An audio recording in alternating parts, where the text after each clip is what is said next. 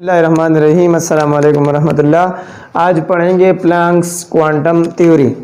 Students, ये एक well known and familiar theory है जो कि फर्स्ट ईयर की केमिस्ट्री से ताल्लुक़ रखता है, सेकंड चैप्टर में है। अच्छा, प्लैंक्स क्वांटम थ्योरी क्या है? प्लैंक एक साइंटिस्ट था। वो लैब में जाके एक्सपेरिमेंट्स करते थे और एक्सपेरिमेंट्स के बाद उन्हें सडनली एक रिजल्ट मिल गया और उस रिजल्ट को उसने थ्योरी में तब्दील कर दिया।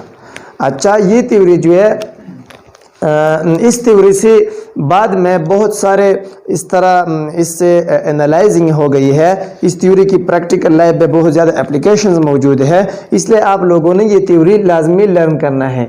Max Planck was a scientist, observe the spectral lines obtained from a heart body at different temperatures. Max Planck ने इस तरह एक काम किया था कि उसने मेटल को या एक और हार्ट बॉडी को उसने मज़ीद टेम्परेचर दे के उसको बहुत ज़्यादा हार्ड कर दिया था, यहाँ तक कि उस मेटल का रंग तब्दील हो गया था। और आपको पता है कि जब मेटल्स को हम टेम्परेचर देते हैं तो मेटल्स का रंग तब्दील हो जाता है। अच्छा, वो सुर्ख सा हो जाता है, फिर ऑरेंज होता है, फिर येलो होता है, इस तरह उसकी कलर में चेंजेस आता है। तो इस तरह एक्सपेरिमेंट प्लैंक्स ने किया। उसने इस हार्ट बॉडी को जो टेम्परेचर उसने दिया था, फिर उस हार्ट बॉडी से कुछ रेडिएशंस आ रहे थे, कुछ स्पेक्ट्रल लाइंस आ रहे थे। तो प्लैंक्स ने ये स्पेक्ट्रल लाइंस जो है, ये स्पेक्ट्रल लाइंस को उन्होंने ऑब्जर्व किया और स्पेक्ट्रल लाइंस को देखते हुए उन्होंने कुछ इंफॉर्मेशंस हासिल की। अच्छा, वो इंफॉर्मेशंस ये है, he observed that frequency increases with increasing temperature. अच्छा, प्लैंक्स ने ये ऑब्जर्व किया कि स्पेक्ट्रल लाइंस को जब मैं अरेंज करता हूँ, हार्ट बॉडी से आते हुए, हार्ट बॉडी से निकलते हुए जो स्पेक्ट्रल लाइंस बाहर आते हैं, उसकी एनर्जी और फ्रीक्वेंसी टेम्परेचर के साथ इंक्रीज होती है। जितना मैं एक हार्ट बॉडी की टेम्परेचर को इंक्रीज कर रहा हूँ, उतना ज़्यादा उससे जो रेडिएशंस बाहर आते हैं उसकी फ्रीक्वेंसी और एनर्जी इंक्रीज होती है। तो ये प्लैंक की एक ऑब्जर्वेशन थी। अच्छा, इसको देखते हुए, मद्देनजर रखते हुए प्लैंक ने एक थ्योरी बनाई। वो थ्योरी है प्लैंक्स क्वांटम थ्योरी। अच्छा, एनर्जी ऑब्जर्व्ड और emitted is not continuous but in wave packets called the quantum. Planck ने ये ऑब्जर्व किया कि जो एनर्जी बाहर आती है स्पेक्ट्रल लाइंस के जरिए, जो रेडिएशंस होती है, उन रेडिएशंस की एनर्जी कंटिन्यूअस फॉर्म में नहीं होती है, बल्कि वो एनर्जी जो है वो वेव पैकेट्स या वेव की पल्सेस में रेडिएट होती है। अच्छा, वेव पैकेट्स और वेव पल्सेस का मतलब ये है कि ये स्पेसिफिक बंडल्स में एनर्जी और रेडिएशंस होती है। एक बंडल या दो बंडल या तीन बंडल और इस तरह बहुत सारे up to certain limit radiations की एनर्जी होती है। अच्छा, उन बंडल को प्लैंक ने इनका नाम दिया, क्या? इनका नाम। और एक एन रिप्रेजेंट करता है एक पैकेट को, जिसको हम कहते हैं क्वांटम। क्या कहते हैं? क्वांटम। अच्छा, एक रेडिएशन जो एनर्जी रिलीज करती है उसको हम कहते हैं वन क्वांटम। क्या कहते हैं? एक पल्स को, एक पैकेट को हम कहते हैं वन क्वांटम। लेकिन अगर दो हो गई तो हम कहते हैं टू क्वांटा, क्योंकि प्लूरल को जब हम बनाते हैं तो यू एम की जगह हम ए लगाते हैं। तो अच्छा, क्वांटम सिंगल हो गया एक वेव पल्स के लिए और क्वांटा ज्यादा वेव पल्स के लिए, यानी जमा हो गया। तो प्लैंक ने बताया कि ये कंटिन्यूस फॉर्म में नहीं होते। अच्छा, कंटिन्यूस के बारे में आपको पता है, कंटिन्यूस का मतलब ये है कि ये 1 भी हो सकता है, 1.5 भी हो सकता है, 1.6 भी हो सकता है, 1.7 भी हो सकता है। इसको हम कहते हैं कंटिन्यूस, ये जारी है। अच्छा, कुछ क्वांटिटीज इस तरह है कि वो कंटिन्यूस नहीं है, वो इंटीग्रल मल्टीपल्स में होते हैं, वो n के मल्टीपल्स में होते हैं। इसका मतलब ये है कि वो या 1 होंगे या 2 या 3 या 4 एंड सो ऑन। अच्छा, आपको पता है, आप इस तरह कभी नहीं कह सकते हैं कि मेरा 1.5 फ्रेंड्स है या मेरा 1.6 चच्चा है। अच्छा, ये नहीं बता सकती। क्यों नहीं बता सकती? क्योंकि ये कंटिन्यूअस फॉर्म में नहीं हो सकती है, ये इंटीग्रल मल्टीपल में आती है।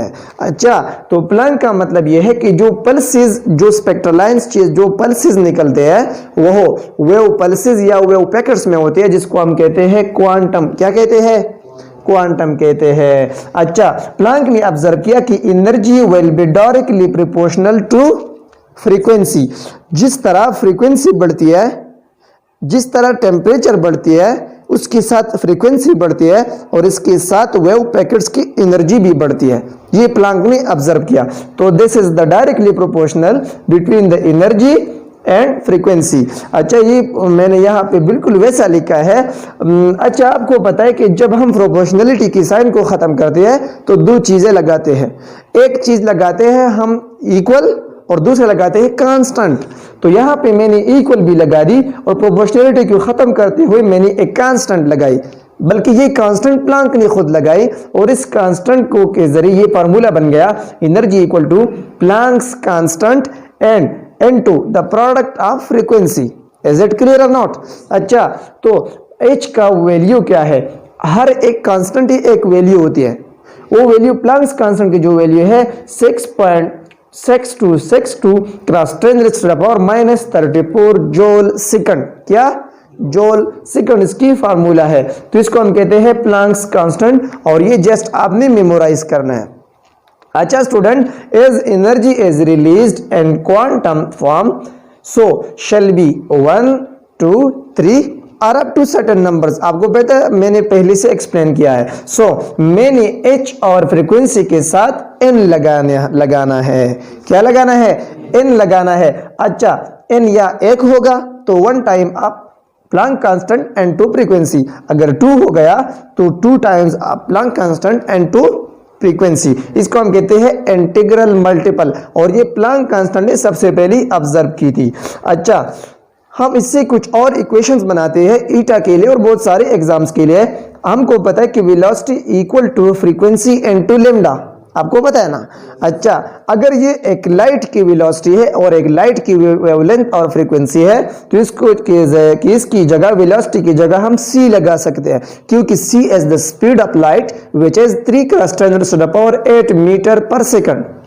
लाइट जब जाती है वैक्यूम में 3 करोड़ मीटर एक सेकंड में कवर करती है। इसकी जगह हम वेलोसिटी की जगह हमने c लगाई और फ्रीक्वेंसी की जगह हमने ये साइन लगाई जो कि ब्रीफ फ्रीक्वेंसी की रिप्रेजेंटेशन करती है और वेवलेंथ को हमने अपनी जगह लिख दिया। अच्छा, इक्वेशन नंबर सेकंड, इसको देखते हुए इसका वैल्यू हमने इस सेकंड नंबर इक्वेशन में लगा दिया फ्रीक्वेंसी की जगह। तो फ्रीक्वेंसी की वैल्यू क्या हो गई? c divided by lambda. अच्छा, c डिवाइड बाई लेम्डा हमने इक्वेशन नंबर सेकंड में फ्रीक्वेंसी की जगह लगा दिया तो n इंटू h अपनी जगह आ गया और फ्रीक्वेंसी की जगह हमने c डिवाइडेड बाई लेम्डा लगा दिया। Understand or not? अच्छा, अब आपको पता है कि 1 over lambda will be equal to frequency bar nu bar or wave number. क्या कहते हैं हम इसको? Wave number. वेव नंबर की डेफिनेशन ये है, number of waves per unit length.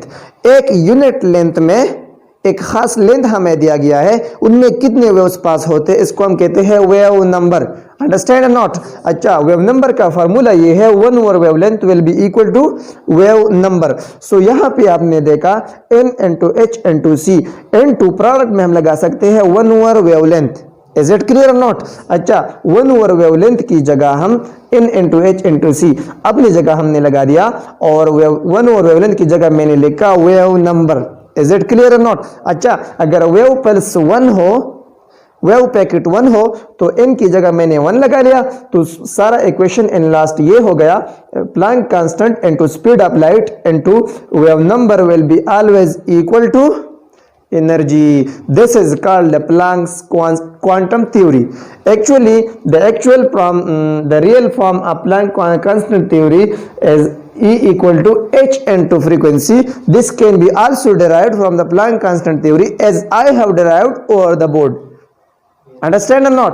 अच्छा, तो आपने ये फार्मूला भी मेमोराइज करना है, ये फार्मूला भी आपने मेमोराइज करना है, आपने ये फार्मूला भी मेमोराइज करना है और प्लैंक कांस्टेंट की वैल्यू भी आपने मेमोराइज करना है।